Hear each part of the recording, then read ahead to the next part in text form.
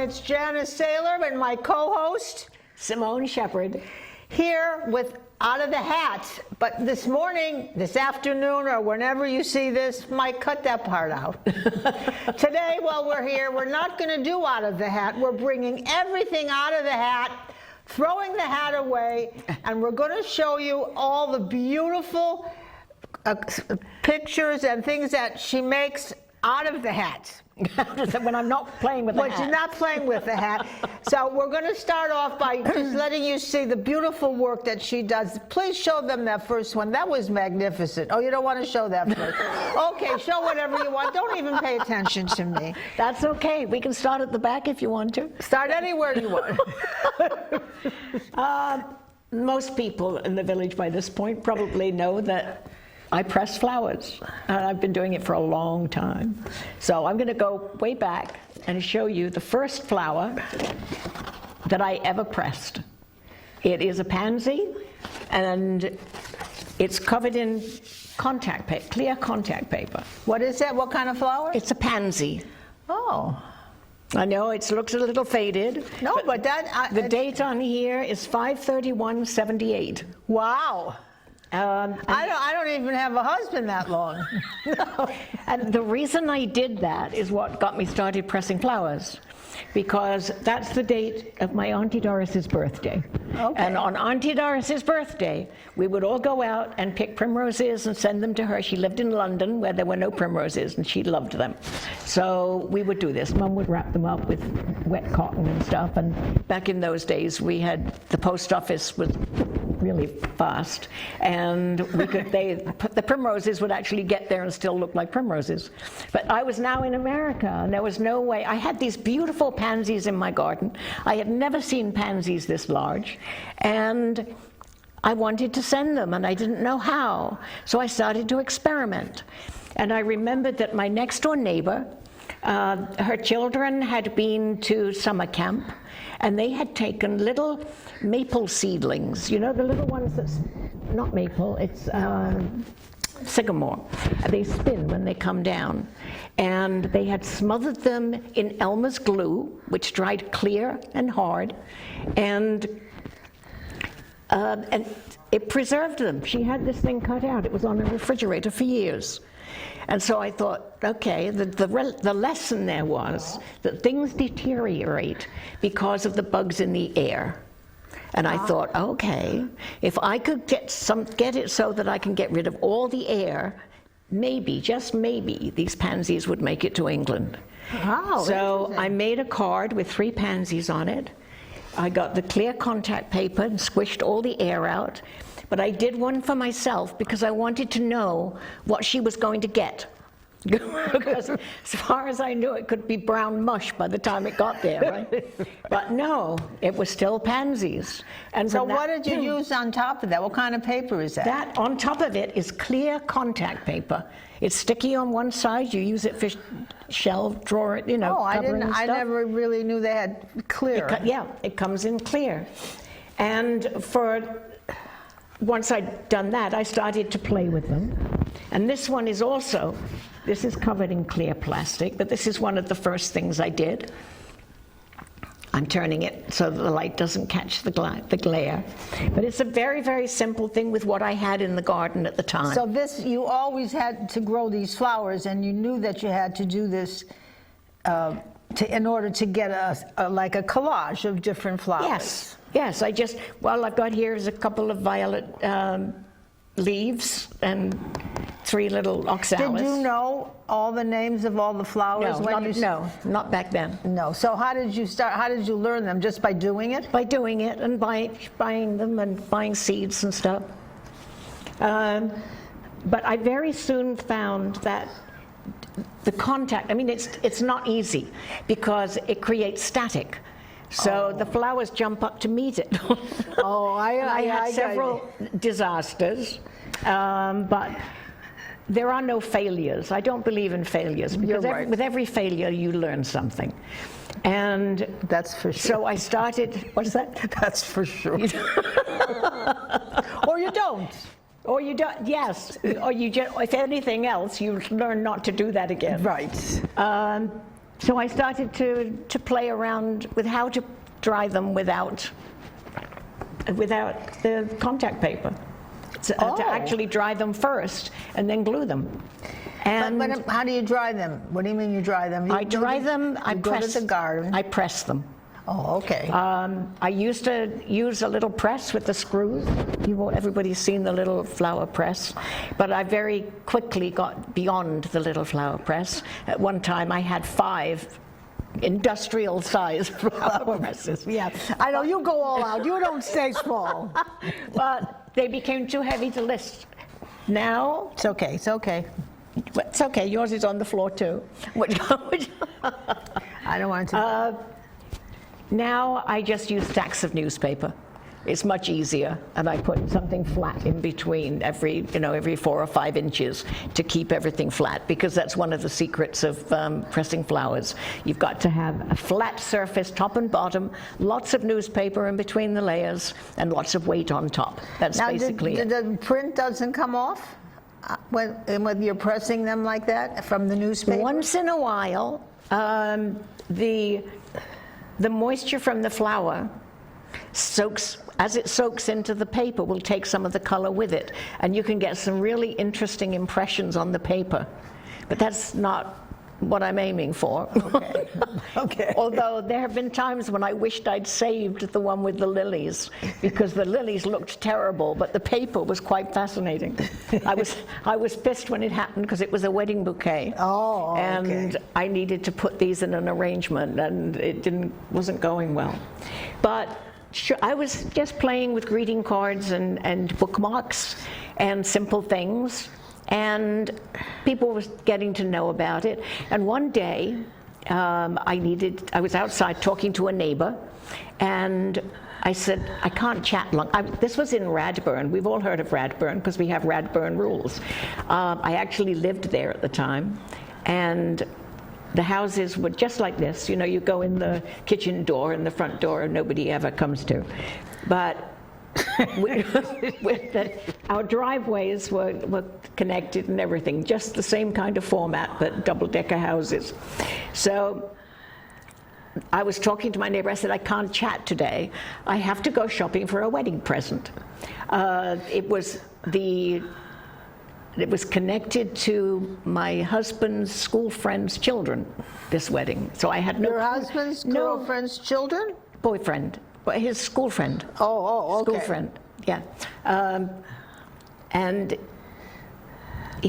I'm sorry, my phone keeps giving me little... Come on, turn that phone off. I just don't feel that you'll laugh and be so happy here. Yes, I had put it on mute, but I'm actually going to turn it off.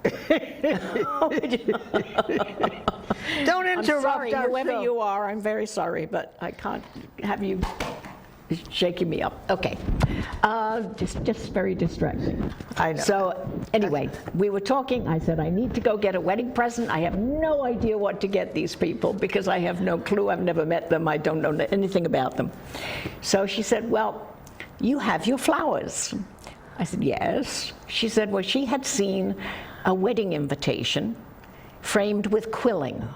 You know the stuff when they curl up paper? Yes, and yes. flowers and stuff? She had seen that in a frame. They had given it to someone as a gift. And she said, you could do that with your flowers. I said, really? You give them back their invitation as a gift? What is that?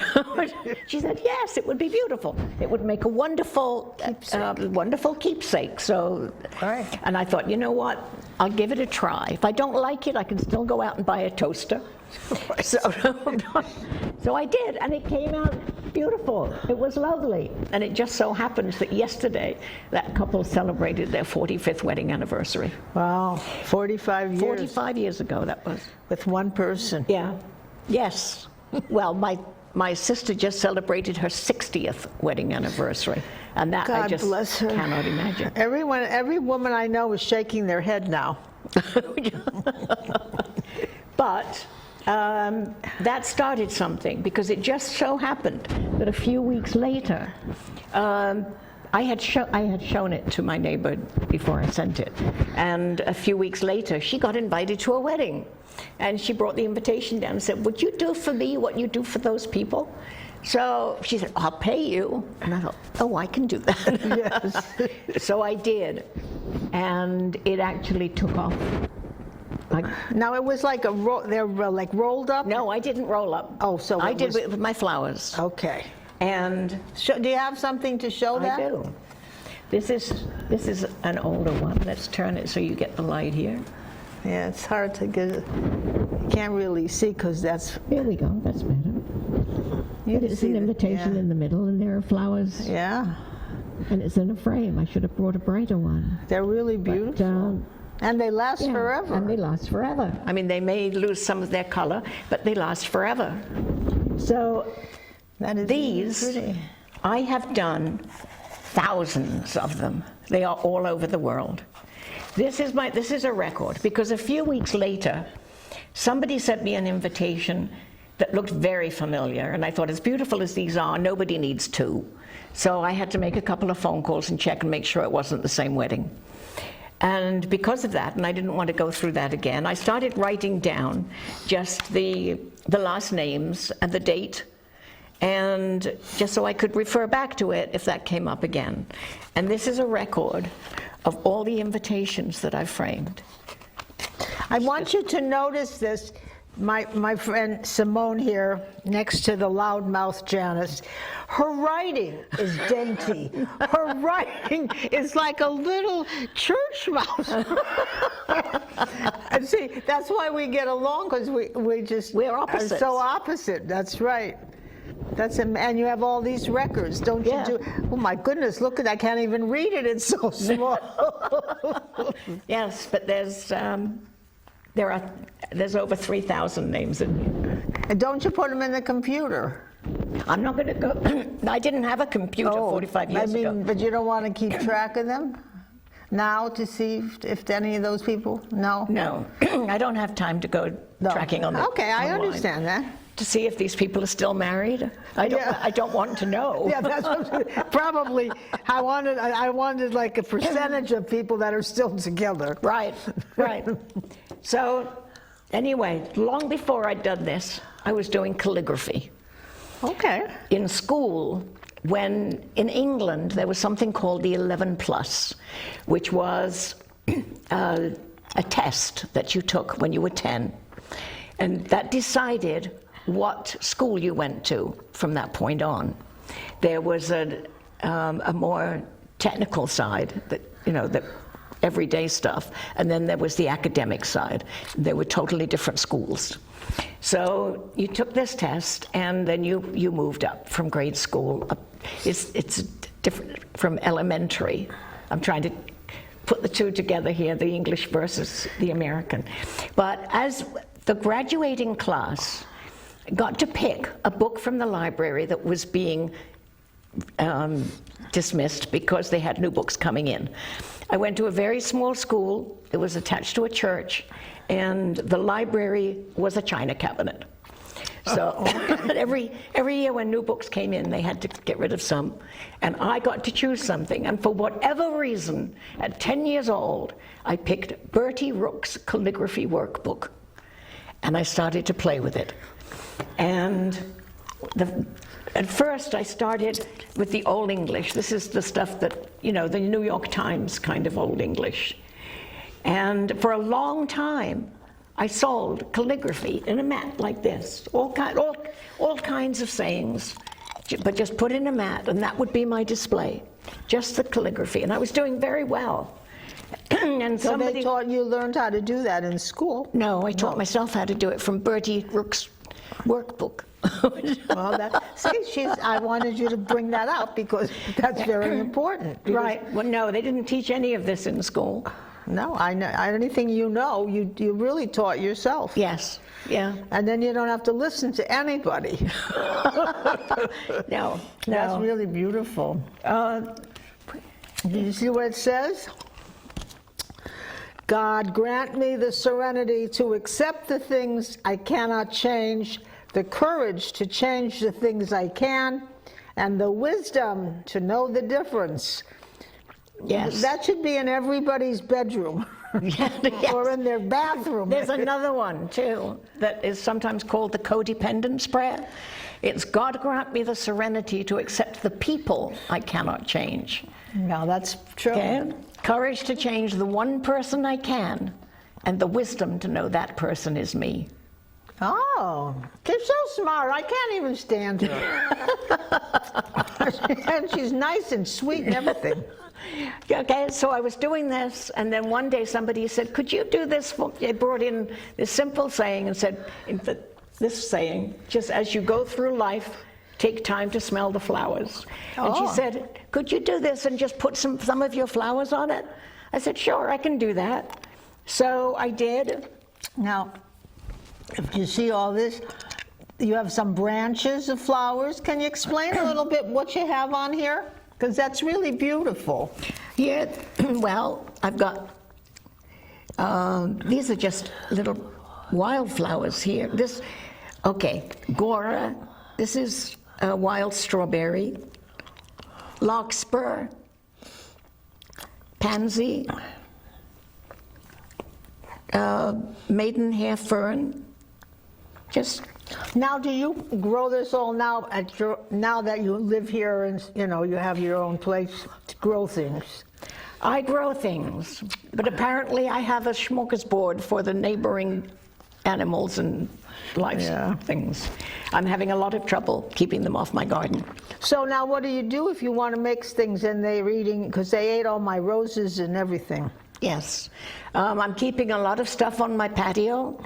Okay. And at night I block it off so they can't come Those through. little chipmunks.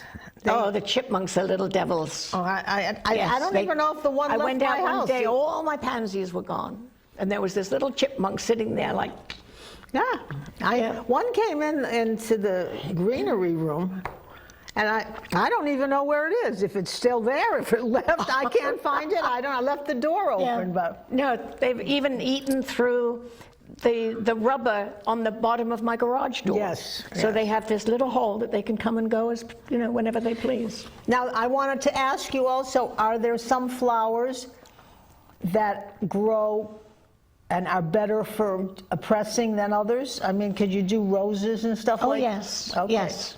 Roses, it depends on the rose as to how you handle it. Little roses, I just take off any wilted petals on the underneath and press them. And I slice a little piece off the back of it because it's very hard, and you need to get this as flat as possible.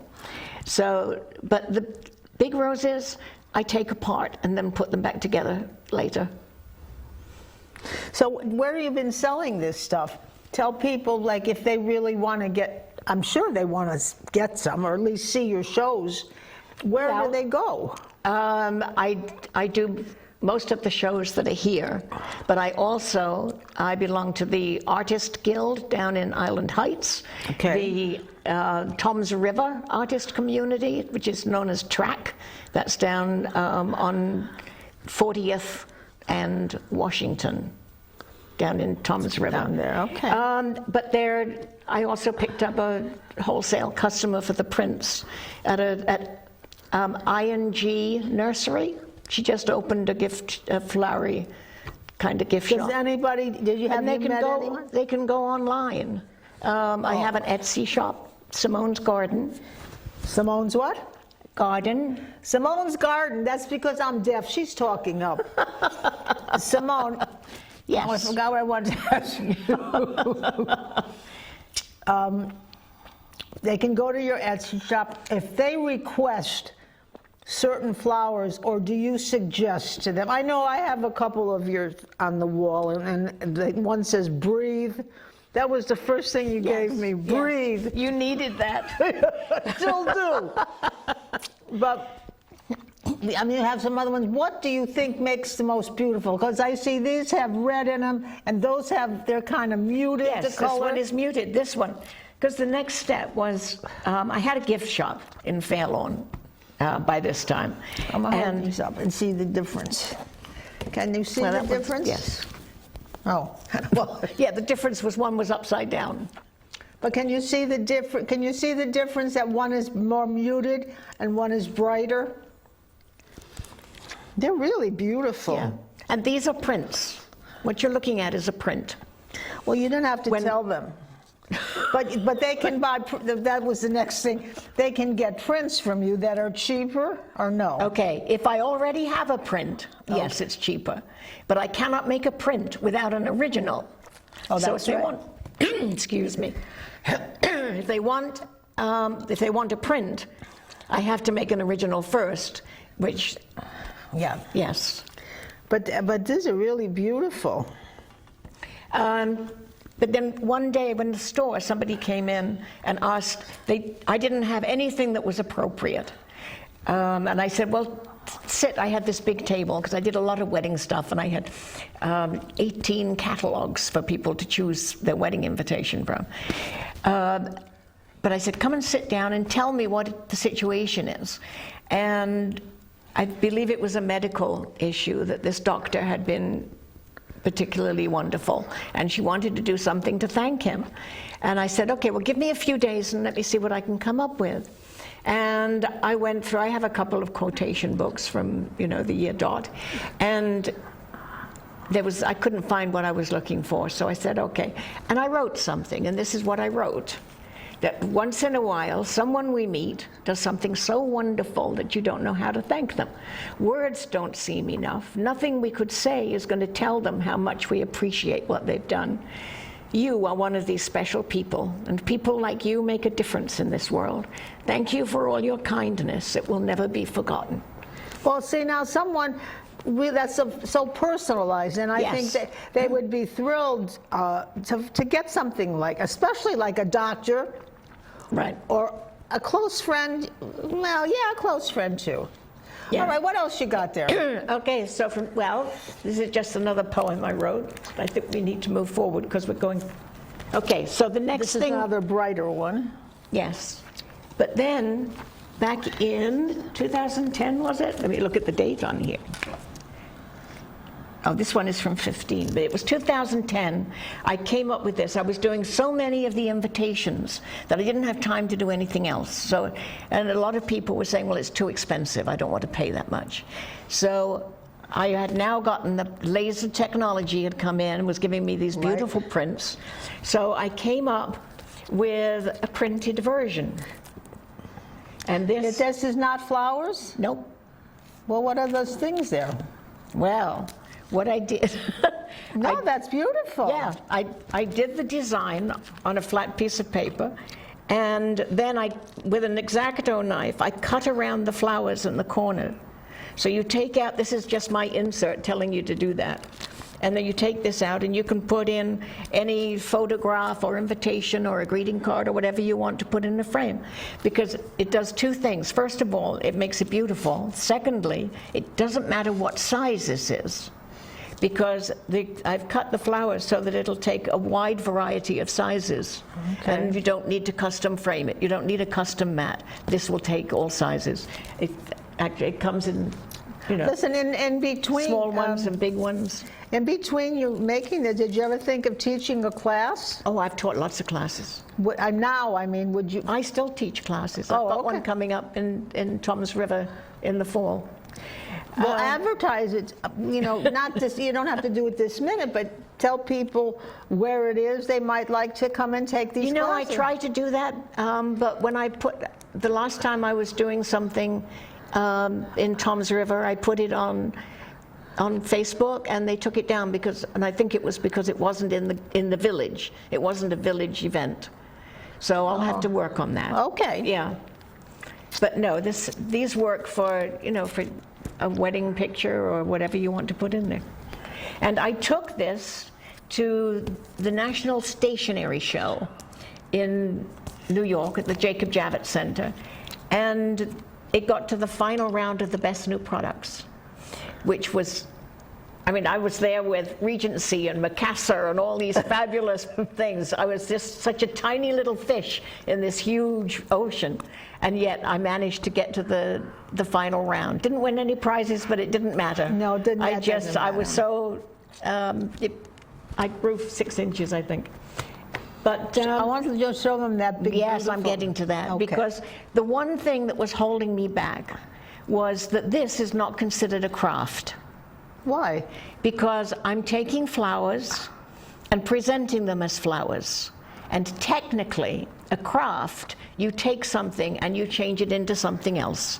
You take wood, you make a table, it's a craft. You take yarn, you knit a scarf, that's a craft.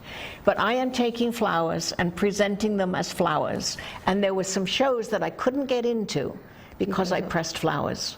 Interesting. Yes. So I said, okay, well, let's work on this one. Don't keep this one down for long. But you have to realize, I'm talking to the audience now, that you have this inside you. So you can't really teach someone to do something. I mean, you can see it because you're very artistic.